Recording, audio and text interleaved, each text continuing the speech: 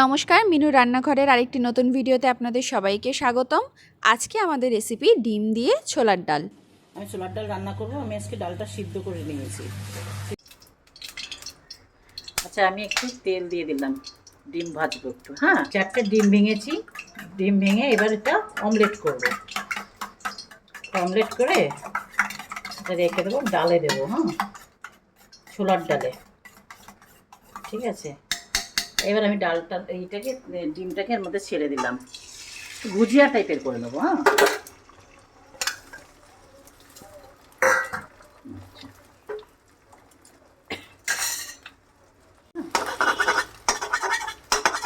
ভুজিয়া টাইপের করে দিই।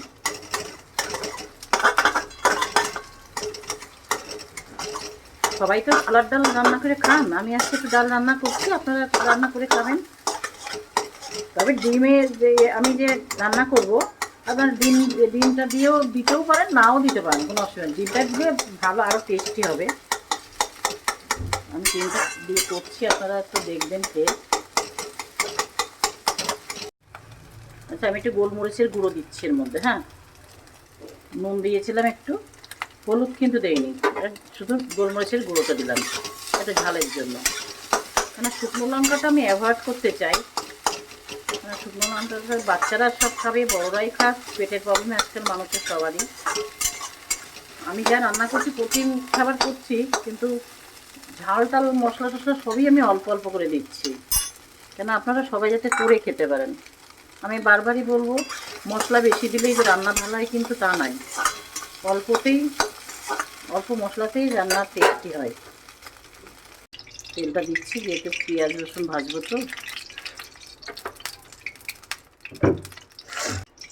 আচ্ছা, আমি আজকে এই যে লঙ্কা দিলাম 3টে, তেজপাতা দিয়েছি 3টা,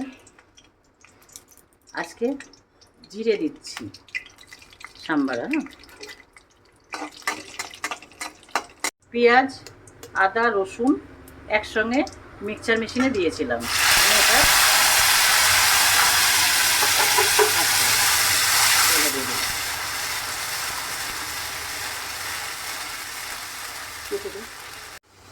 পেঁয়াজ রসুন আদা বাটা দিয়েছিলাম, দিয়ে একটু কষে নিলাম। এবার কাঁচা লঙ্কা দিলাম, যে যেরকম লঙ্কা খায় সে সেরকম, তাদের জন্য সেইভাবে খাবেন আপনারা। আচ্ছা, আমি নুন দিয়ে দিলাম, হলুদ দিচ্ছি, চামচ হলুদ দিলাম।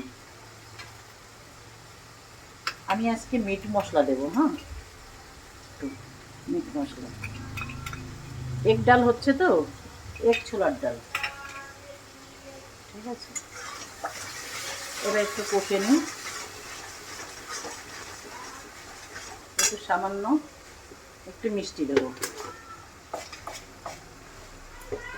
চিনি।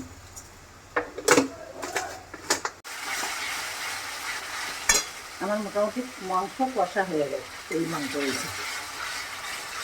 মশলা কষা হয়ে গেছে। হ্যাঁ, এবার আমি ডালটাকে ঢেলে দেবো।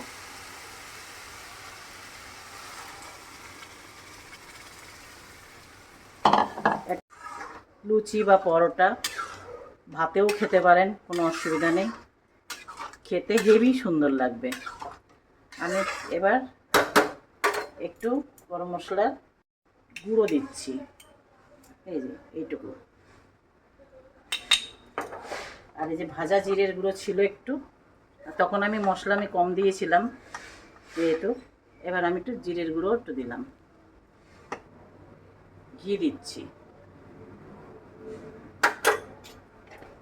এটা আপনি সব কিছুর সঙ্গেই খেতে পারবেন। ঠিক আছে, ডাল একটু পাতলা করলেও করতে পারেন, অসুবিধা নেই, কিন্তু আমি এটা একটু গাঢ় করলাম যেহেতু এটা লুচি দিয়ে খাবো, ভাতেও খেতে পারবো, মানে যেটা সঙ্গে খুশি সেটাই খাবেন। ঠিক আছে, আমি এবার একটু চাপা দিচ্ছি, নামানোর আগে একটু ধনে পাতা দিয়ে দেবো, আর ডিমের ইয়েটা দিয়ে দেবো।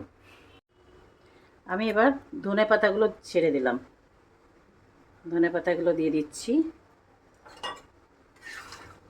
এবার এটাকে নাড়াচাড়া করলাম একটু, আর অল্প করে একটু ডিমের ভুজিয়াটা ওর মধ্যে দিয়ে দিলাম ছড়িয়ে।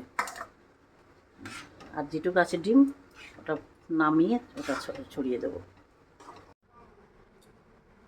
মিনু রান্নাঘর। হ্যাঁ, আমি এবার ছোলার ডালটা প্রথমে আমি সিদ্ধ করে রেখেছিলাম। এবার আমি তারপরে গিয়ে সিদ্ধ করার পরে আমি পেঁয়াজ রসুন আদা বাটা লঙ্কা দিয়ে মিক্সিতে মিক্সড করে রেখেছিলাম। হ্যাঁ, করে দুটো পেঁয়াজ দিয়েছি আর রসুন দিয়েছি একটা, আর ইয়ে দিয়েছি। এবার দিয়ে ওটাকে মশলাটা কষে এবার মিট মশলা, জিরের গুঁড়ো আর ঘি, একটু হলুদ, নুন, একটু স্বাদ মতন চিনি এই দিয়েছি। আর ডিমটা দিয়েছি, কিছুটা ডিম দিয়ে এর মধ্যে ডালের সঙ্গে দিয়েছি। দিয়ে এবার ধনেপাতাও দিয়েছি। এবার আমি ডিমের ভুজিয়াটা এরপর দিয়ে ছড়িয়ে দেবো।